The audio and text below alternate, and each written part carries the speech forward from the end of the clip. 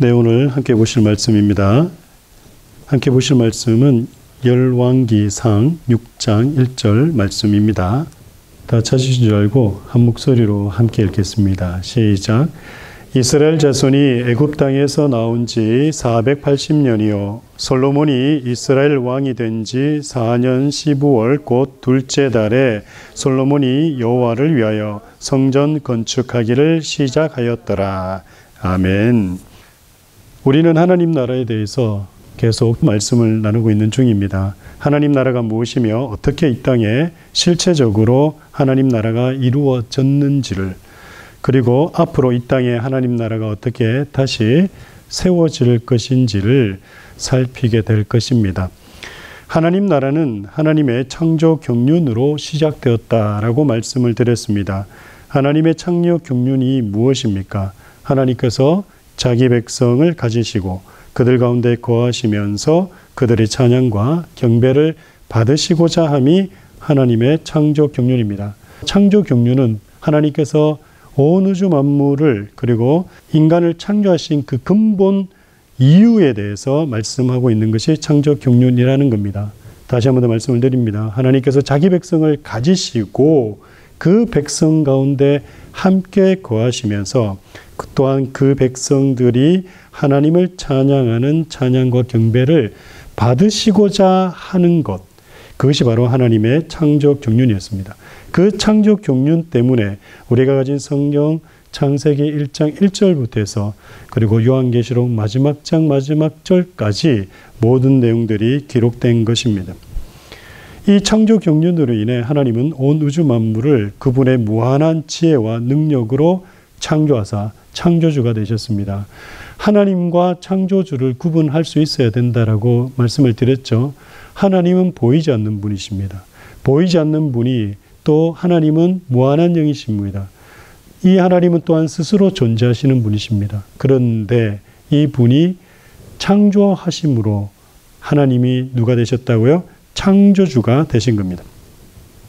또한 하나님의 백성으로 자기의 모양과 형상을 따라서, 즉 하나님의 인격을 따라 사람을 만드셨습니다. 하나님의 모양과 형상을 따라 인간을 창조했다라는 말은 하나님이 우리와 똑같은 이런 모습이다라는 의미가 아니에요. 그게 바로 뭐냐면 이 세상에 다른 어떤 피조물도 가지고 있지 않은 인간의 독특한 본질이 있는데요. 그 본질이 바로 뭐냐면 인격이라는 겁니다. 그래서 사람을 인격체라고 얘기하는 거예요. 그 인격체이기 때문에 우리는 사람을 함부로 대하지 않는 겁니다. 그래서 하나님의 모양과 형상대로 인간을 창조하셨다라고 할 때는 하나님께서 자신과 같은 인격체로 창조하셨다라는 겁니다. 그 인격이 뭐라 그랬습니까? 자기 의식과 자기 결정권을 가지고 있는 존재를 인격이다라고 부른다 그랬죠. 그래서 우리는 우리 집에서 기르는 애완동물들 보고 인격이라고 하지 않습니다. 왜 그렇습니까? 세상의 모든 피조물들은, 인간을 제외한 모든 피조물들은 자기 의식과 자기 결정권을 가지고 있는 존재가 없어요. 이거는 쉽게 상상할 수 있고 생각할 수 있죠. 누구만 유일하게 자기 의식과 자기 결정권을 가지고 있습니까? 사람만이 그런 겁니다. 그래서 인격이라는 것은 바로 하나님께서, 하나님 스스로가 존재의식을 가지고 계시고 또한 그분이 결정하시는 분이시기 때문에 그 모양대로 인간들도 창조하사 우리도 인격체가 된 겁니다. 그래서 하나님의 형상과 모양대로 창조됐다라는 말이 바로 그겁니다.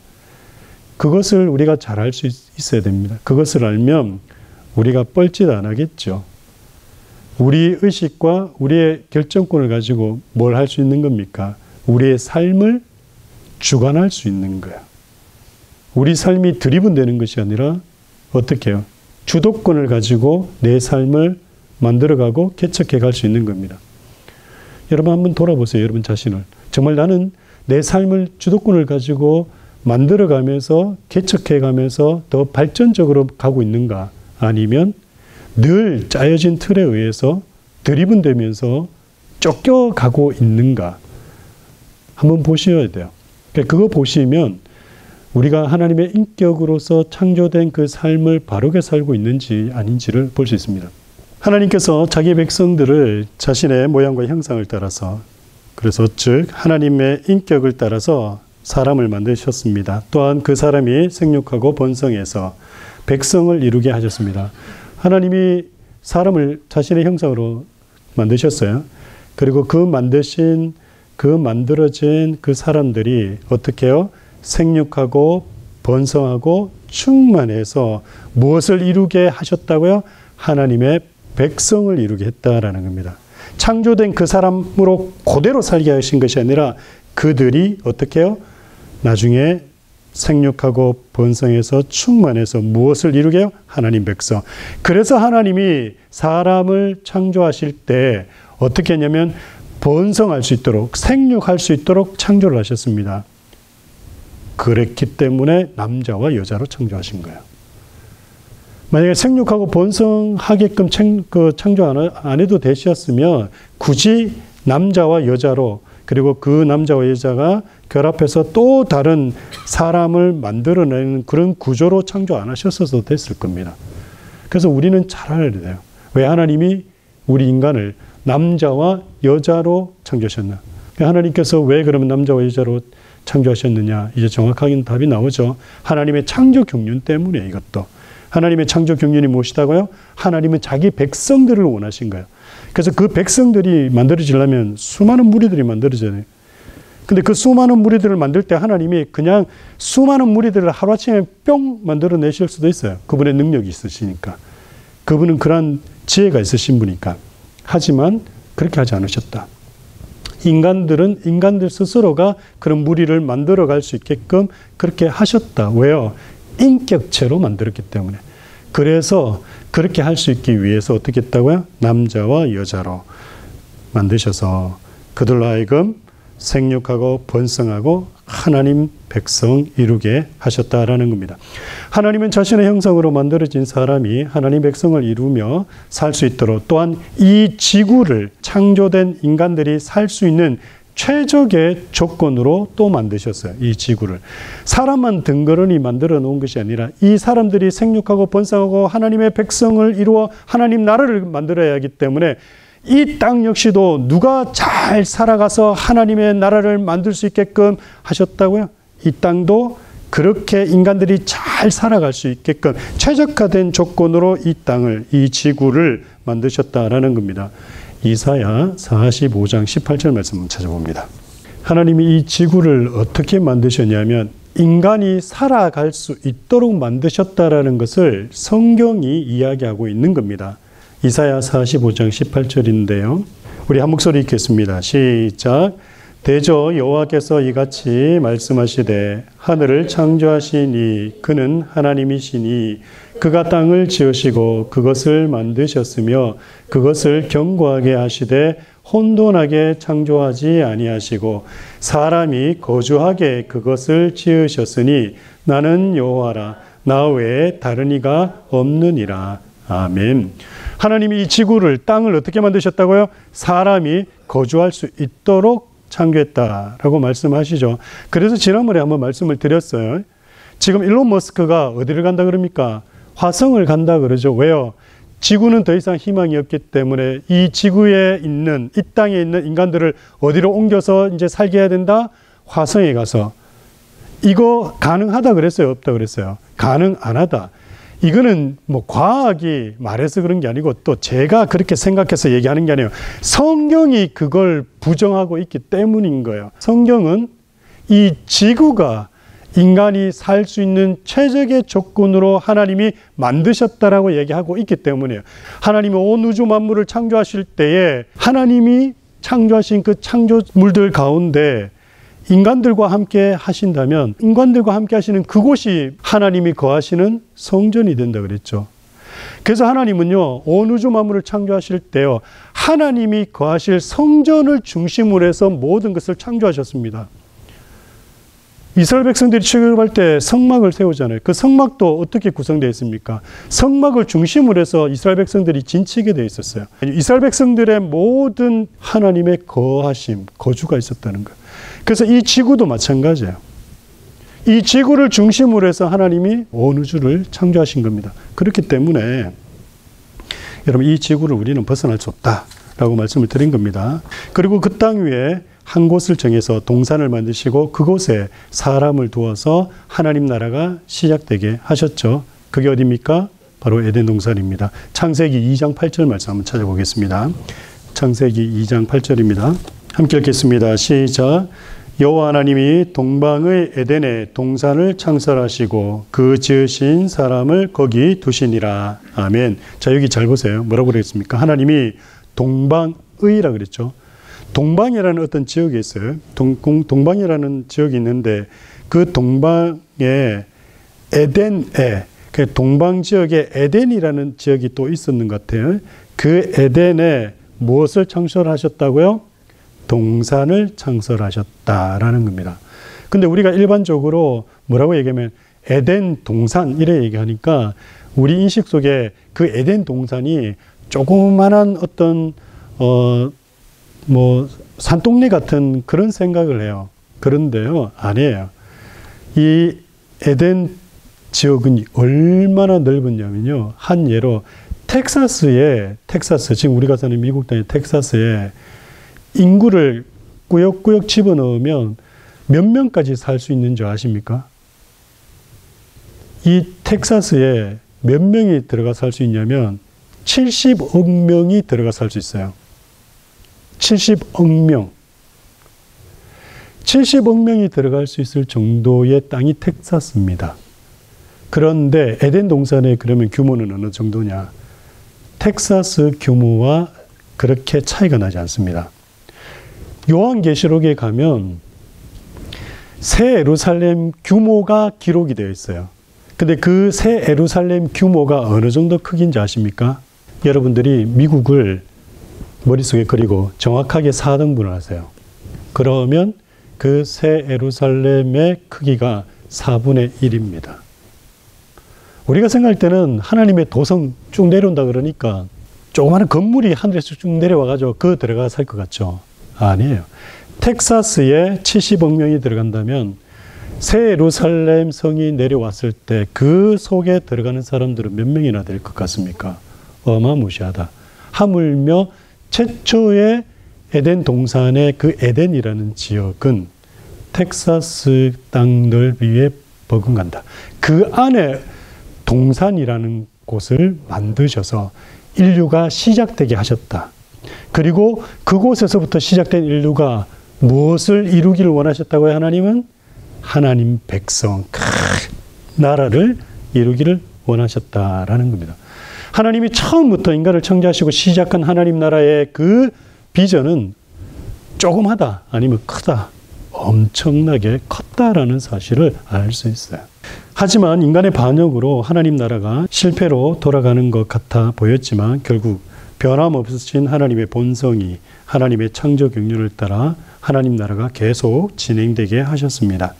하나님은 한 사람을 택하시고 그 사람이 민족을 이루게 하심으로 그 민족을 하나님 백성 삼으사 하나님 나라가 이루어지게 하셨습니다. 이 말은 지난 주까지 말씀을 들어서 이해를 이제 하시죠. 하나님이 인간의 반역으로 하나님의 백성들이 다 사라져서 하나님 나라가 소멸되게 되었을 때에 하나님은 어떤 분이시다?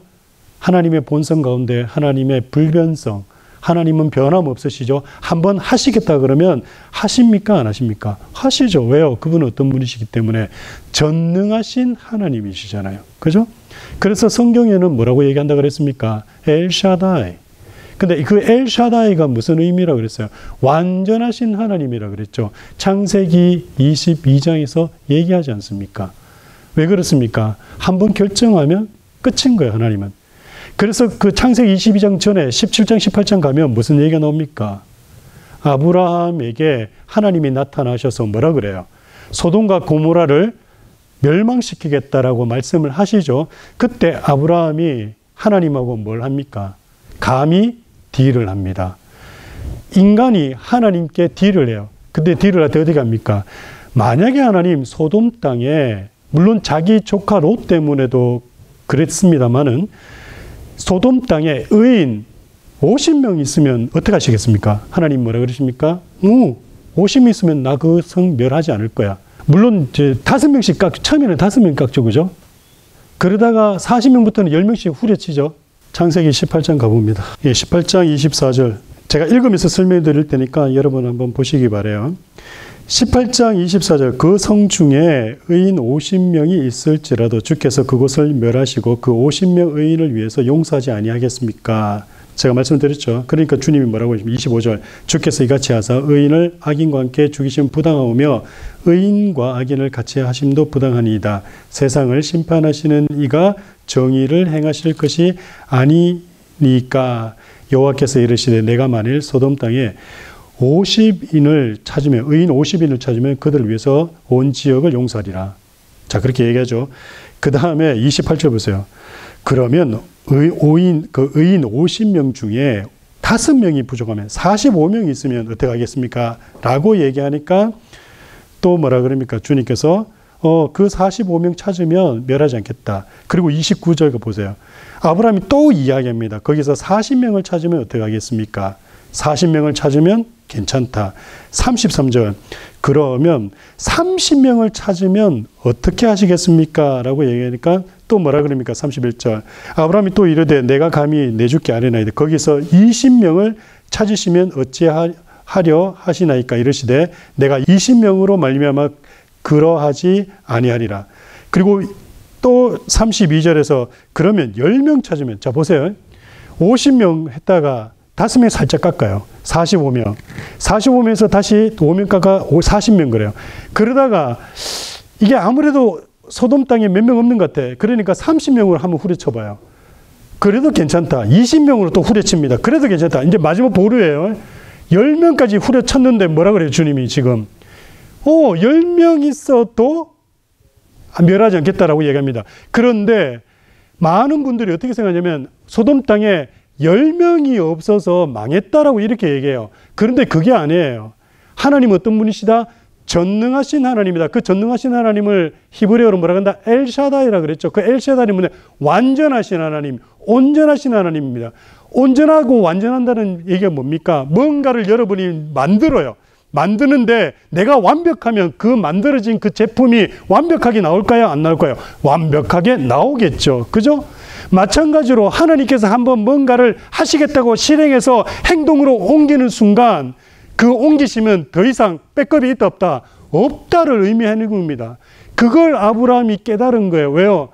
10명까지인데 내려갔는데도 불구하고 하나님이 10명 있으면 내가 그 성을 멸하지 않을게 라고 했을 때 그때 아브라함은 생각했던 거예요. 뭘 생각한 겁니까? 하나님이 계획하셔서 하신다면 끝난 거다. 거기에는 의인이 한 명도 있다 없다? 없다. 물론 저기 유다서인가요? 제가 정확히 기억하는데 베드로전서 가면 거기 롯을 의인이라는 표현으로 써놓기는 했어요. 근데 아마 지금 우리가 얘기하자는 그 내용의 의인의 뜻은 아닐 겁니다.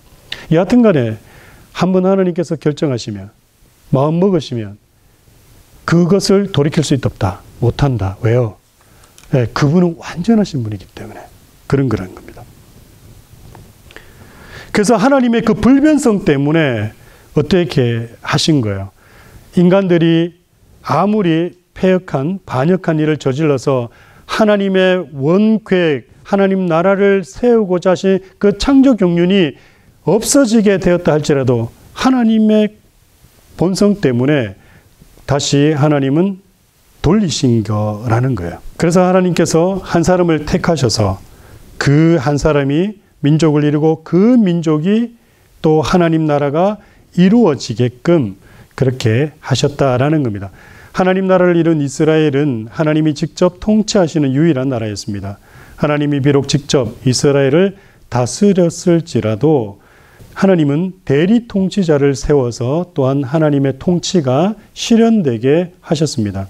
하나님께서 하나님 나라를 이제 이 땅 가운데 최초로 시작한 게 이스라엘 민족이라고 그랬죠. 한 사람을 시작으로 해서 그리고 하나님 나라가 이루어지게끔 한 민족을 만드시고 그 민족을 특별히 어떻게 해요? 선택하고 부르셔서 하나님 나라라고 그렇게 명하셨죠. 그죠? 그렇게 칭하셨어요. 칭하시고 그 하나님 나라를 통치하실 때는 하나님께서 직접 통치하셨어요.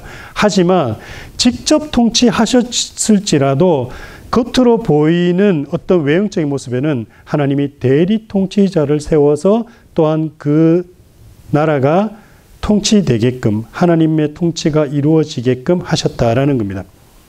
하지만 이스라엘 대리 통치자로 세워진 사사들과 이스라엘 초대왕 사울은요, 자신들이 이스라엘 위에 군림하고자 함으로 하나님의 통치를 제대로 드러내지 못했습니다. 반면에 우리 지난주 말씀했습니다. 이스라엘의 통일 왕국을 이룬 다윗 왕은 비로소 하나님의 진정한 통치를 실현함으로 하나님 나라의 모형을 드러내게 했습니다. 이 말은 뭐냐면 다윗이 그나마 대리 통치자로 하나님 나라를 바르게 세워감을 통해서 장차 올 하나님 나라가 예수 그리스도로 통치되어질 것이다라는 모형으로 보여지게끔 잘 했다라는 겁니다.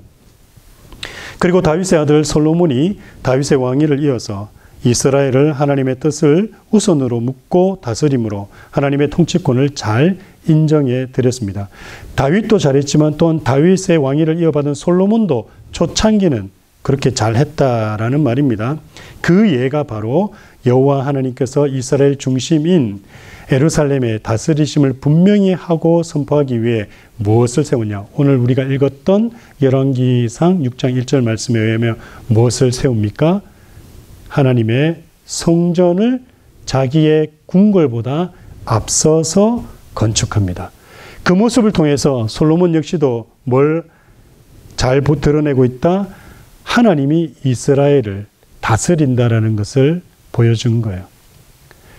솔로몬 외에 다른 왕들은요, 보면요, 자기 거부터 먼저예요. 하지만 솔로몬은 그렇지 않았다. 물론 이제 초창기 때만 그랬습니다만은.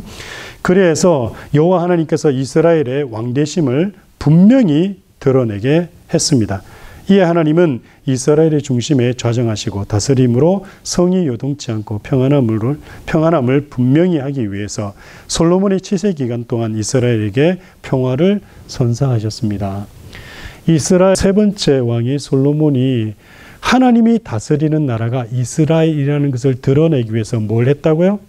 성전을 먼저 지었다는 거예요. 자기가 있을 궁궐을 먼저 지은 것이 아니라 성전을. 그래서 그것을 통해서 온 이스라엘이 하나님 중심으로 살게끔 이스라엘 민족들이 백성들이 하나님의 통치가 있다라는 것을 드러냄을 통해서 하나님은 솔로몬에게 어떤 상을 주셨냐? 솔로몬의 치세 동안에는 솔로몬이 어려움 당하지 않도록 그 평안함을 허락해 주셨다라는 겁니다. 그러므로 솔로몬이 평화의 왕이 되었을 뿐만 아니라 참으로 평화의 왕이신 그리스도의 사전 표상이 되게 하셨습니다. 그러니까 하나님께서 하나님 나라를 이 땅이라는 건 자꾸 덩그름 잡듯이 어떤 공간적으로 막 딴 나라를 생각하지 마시고 진짜 이 지구상에 하나님 나라를 실질적으로 시작하셨던 적이 있었다라는 거예요. 물론 영적으로 지금도 그분은 다스립니다. 그분은 우리의 왕이시고 우리의 임금이시고 우리를 통치하시는 우리의 주군이십니다. 그런데 인간의 역사 속에 믿는 자든 믿지 않는 자든 모든 사람들이 다 인정할 수 있는 것은 뭐냐면 적어도 하나님이 역사 가운데 하나님의 백성을 두셔서 하나님 나라로 세우셨던 한 국가가 있었다라는, 그게 어디냐? 이스라엘이라는 겁니다. 그 이스라엘이 어떻게 시작되었냐? 한 사람에 의해서 시작되었고 그 한 사람으로 시작된 그 후손들이 큰 무리를 이루어 민족을 만들고 그 민족이 하나님 나라가 되어서 역사 가운데 진행되어 왔는데, 그들의 역사를 보면 그들이 어떤 통치 방식을 가졌는지를 보면 진정한 하나님의 통치와 나라가 어떤 것인지를 우리가 알 수 있기 때문에, 그래서 이스라엘의 최초의 통치 개념인 사사시대와 왕정시대를 쳐다보면 하나님 나라가 어떤지를 알 수 있다 그랬죠. 그래서 첫 번째 살펴봤던 게 사사시대 어떻게 하나님이 통치하셨는지, 그 다음에 사울왕을 건너서 다윗왕 때 어떻게 하나님이 다윗을 통해서 통치하셨는지, 오늘은 솔로몬을 통해서 어떻게 하나님이 또 통치하셨는지 그걸 이야기하고 있는 거예요. 그 솔로몬을 통해서는 또 뭘요? 바로 성전이라는 걸 통해서 하나님이 이제 이스라엘 백성 가운데 오셔서 그들 중심에 부동하게 움직이지 아니하시고 그들과 함께 거하시면서 실질적인 통치자로 이스라엘을 다스렸다라는 겁니다. 물론 대리 통치자들로 다스리셨어요. 사사나 왕들을 통해서. 하지만 이스라엘 역사를 보면 왕들이 있었고 사사들이 있었다 할지라도, 제사장들이 있었다 할지라도 실질적인 그들의 왕은, 통치는 하나님이셨다라는 것을 우리가 깨달아 알 수 있는 겁니다. 그것을 통해서 앞으로 성경이 이야기한 진정한 하나님 나라가 이 땅 가운데 임하면 그 하나님의 나라의 방법과 통치도 어떤 것인지를 알 수 있다라는 얘기입니다. 여러분에게 마지막 묻겠습니다. 우리 삶의 왕은 누구십니까? 예, 예수 그리스도이십니다. 우리 삶의 주인은 누구십니까? 예수 그리스도이십니다. 기도하겠습니다. 참 좋으신 아버지 하나님, 이번 한 주간도 예수 그리스도의 왕 되심을 인정하고 그분이 인도하시고 이끄시는 대로 순종하며 살 수 있도록 이번 한 주간에 우리의 삶을 지키시고 인도해 주옵소서. 예수님의 이름으로 기도드립니다. 아멘.